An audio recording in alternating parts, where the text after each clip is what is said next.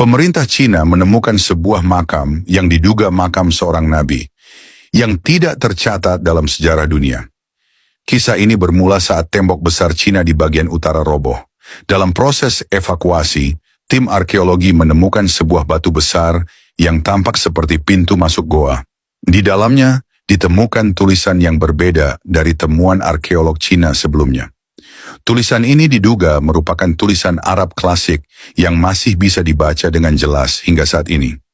Tulisan tersebut jika diterjemahkan berarti, hamba Allah yang terpilih, utusan telah kembali kepadanya.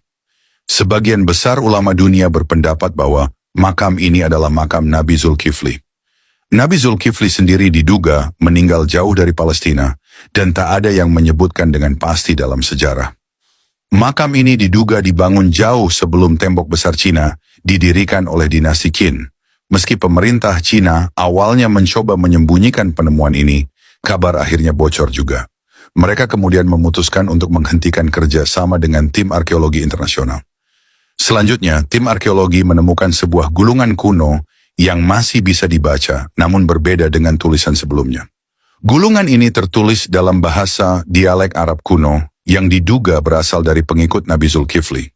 Gulungan itu bertuliskan, "Kami menyelamatkan diri dari kehancuran di arah barat menuju arah matahari terbit dan menemukan lembah yang damai yang dilindungi tembok tinggi.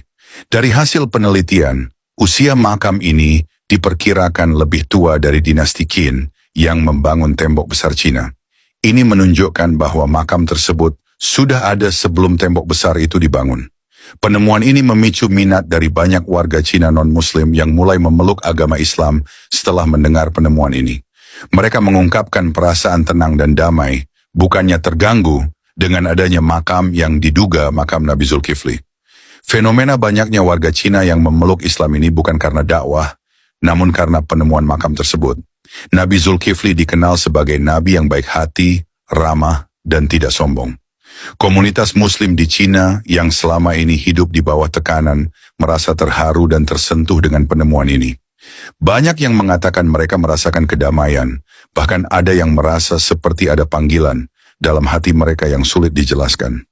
Penemuan ini menegaskan nilai sejarah agama dan keyakinan Islam, meskipun berada di tanah yang jauh dari sejarah Islam itu sendiri. Pemerintah Cina sendiri belum mengonfirmasi secara resmi bahwa makam ini adalah makam Nabi.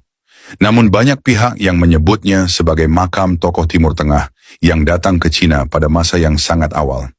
Kini, penemuan makam yang diduga makam Nabi Zulkifli ini menjadi sorotan publik dari berbagai kalangan, baik pejabat, kalangan menengah, bahkan rakyat biasa, baik yang beragama Islam maupun non-Islam.